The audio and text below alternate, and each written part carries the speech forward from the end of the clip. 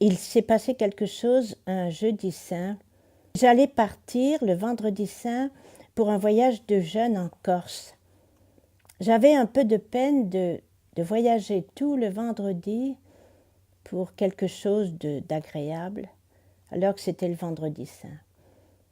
Et je suis allée alors à l'adoration le jeudi saint.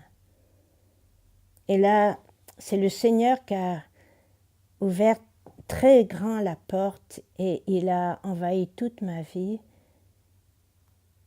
Il m'a dit qu'il serait ma joie pour toujours.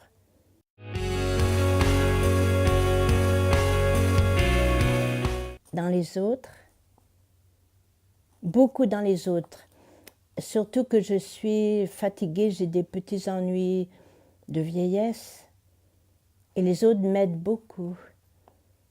Même dans une salle d'attente d'hôpital, il y a des gestes fraternels et là vraiment je vois le Seigneur.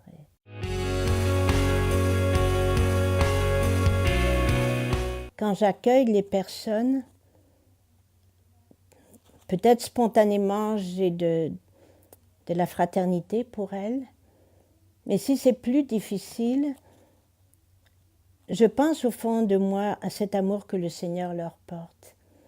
Et pour moi, ce que je ne vis pas bien, mais que je voudrais vivre, c'est de montrer à chaque personne qu'elle est aimée du Seigneur et que le Seigneur est en elle.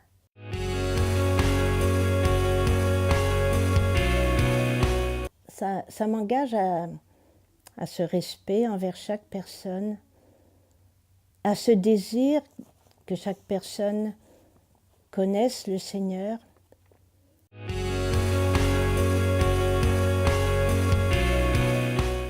Croire que Dieu peut s'occuper de chacun en particulier, c'est quelque chose d'inouï.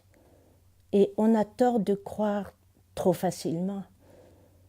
Je ne suis pas habituée à croire et des fois, la nuit, si je dors mal, je pense à tout ça. Puis je me dis, mais non, c'est quand même trop inouï que Dieu, que le vrai Dieu s'intéresse à chaque petite chose qui m'arrive. C'est vraiment le plus fort de ma foi, je crois.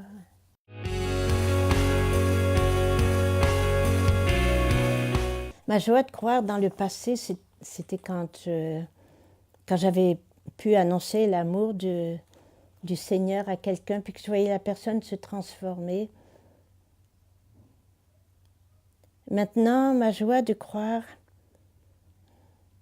des fois quand j'entends des nouvelles très belles, je me dis qu'est-ce que ça doit faire de la joie à Dieu. Et ça me rend heureuse. Par exemple, quand je regarde le pape Benoît XVI en ce moment, je me dis il doit rendre Dieu heureux et ça me rend heureuse.